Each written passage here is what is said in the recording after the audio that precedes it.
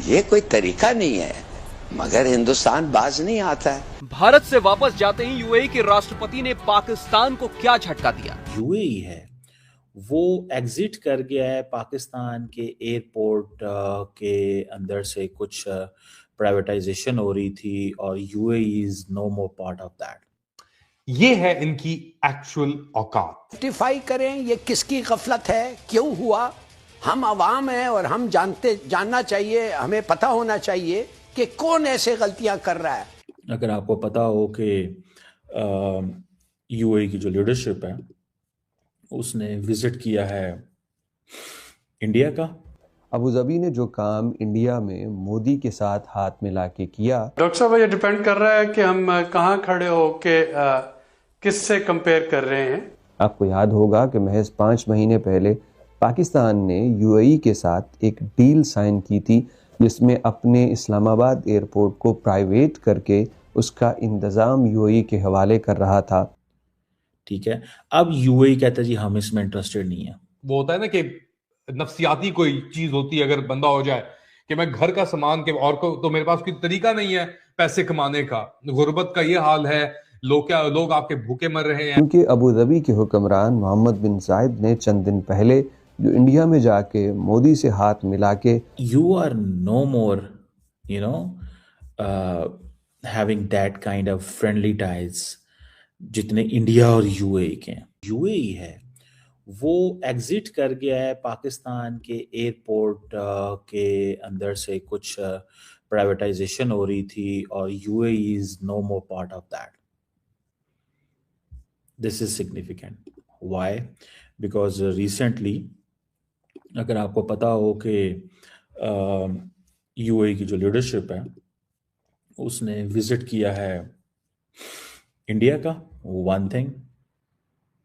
And the second most important thing is जिस चीज़ को समझना चाहिए कि इस वक्त पाकिस्तान के जो फॉरेन मिनिस्टर है वो इस वक्त अबू धाबी पहुंचे हुए हैं। क्यों? क्या कन्विंस करने जा रहे हैं या ये कहने गए हैं कि जनाब यहां से बाहर ना निकले, यहां से बाहर ना निकले। अब देखें जो गवर्नमेंट है, जो पाकिस्तानी गवर्नमेंट है, उसने ये अप्रूव किया प्रपोजल कि जो इस्लामाबाद इंटरनेशनल एयरपोर्ट है उसको एक एक्टिव प्राइवेटाइजेशन लिस्ट में डाला जाए, जिसमें इंपॉर्टेंट चीज़ ये है कि इसको आउटसोर्स की जाए, इसकी मैनेजमेंट, इसके operations to the United Arab Emirates. ठीक है, अब यूएई कहता है जी हम इसमें इंटरेस्टेड नहीं है। अच्छा, अब बहुत सारी बातें ऐसे भी हो रही हैं पाकिस्तान के अंदर, वो कह रहे हैं यार कि यूएई मतलब अगर आप उसको ये एयरपोर्ट दे देते हैं तो इट मीन्स कि this is something where Pakistan must be careful कि आपने यूएई को एयरपोर्ट दे दिया, जस्ट अ पॉइंट, आपने यूएई को एयरपोर्ट दे दिया and you are no more you know having that kind of friendly ties जितने इंडिया और यूएई के हैं। समझ रहे हैं मेरी बात? सो ये भी बातें हुई हैं, लोगों ने ये भी मैंने पॉइंट सुने हैं सोशल मीडिया पे इधर उधर। हालांकि मैं समझता हूं कि हमारे यूएई के साथ बहुत अच्छे ताल्लुकात हैं। United Arab Emirates has been a great help to Pakistan, बड़ी ज़बरदस्त किस्म की, हमेशा फाइनेंशियल स्टेबिलिटी पाकिस्तान में रखने के हवाले से उनका बड़ा किरदार है। पाकिस्तान की मैक्रो इकोनॉमिक स्टेबिलिटी में उनका बड़ा किरदार है, पाकिस्तान के फॉरेन रेमिटेंस में उनका बड़ा किरदार है। बड़े मुश्किल वक्तों के अंदर जब भी पाकिस्तान को कोई ऐसी आईएमएफ की ज़रूरत पड़ गई है तो उनका बड़ा किरदार है। इस एंगल से चीज़ों को नहीं देखना चाहिए। We still enjoy a very good ties. बाकी यूएई के अपने इंटरेस्ट हैं मिडल ईस्ट में, ठीक है, ये बात भी ठीक है कि हम सऊदी अरब के बड़े करीब हो गए हैं, इस बात को भी मैं समझता हूँ, इस बात की भी एक रियलाइजेशन मुझे है।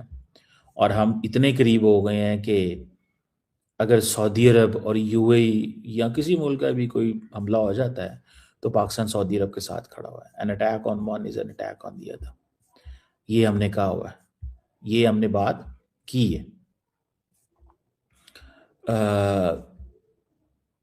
सो मैं इसको जो देख रहा हूँ, मैं इसको इस एंगल से देख रहा हूँ। मुझे लगता है कि हमें पाकिस्तान को अपनी जो यूएई के साथ इकोनॉमिकली राब्ते में रहना चाहिए। हमें इस चीज़ का भी अंदाज़ा है, तो दैट्स वेरी वेलकमिंग थिंग ना, ये तो बड़ी मज़े की चीज़ है। तो हमें इस ताल्लुक को, हमें उनको, या फिर हो सकता है कि वो ये समझते हों कि यार हमारे पास अभी इतने ये प्रॉफिटेबल चीज़ नहीं है। अब गवर्नमेंट अगर प्राइवेटाइजेशन करना चाहती है और ये सारी चीज़ें करना चाहती है, ठीक है ना, इंटरनेशनल एयरपोर्ट और कराची पोर्ट और सारा कुछ, ठीक है जी।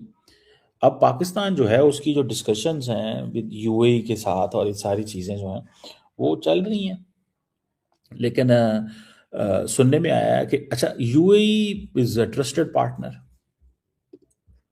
UAE is a trusted partner है ना हमारा, ठीक है जी, वो हमारा एक ट्रस्टेड पार्टनर है। एंड अगर वो आपका एक ट्रस्टेड पार्टनर है तो उनके साथ हमारा एक ये रहना चाहिए ना, ठीक है। और हमें इस चीज़ को भी थोड़ा स्टडी करना चाहिए। बहरहाल this is what I see, this is what I find, that's what I realise. मुझे ये लगता है कि ये पाकिस्तान को कहीं ना कहीं पे इस पे अपनी कोशिश करते रहना चाहिए।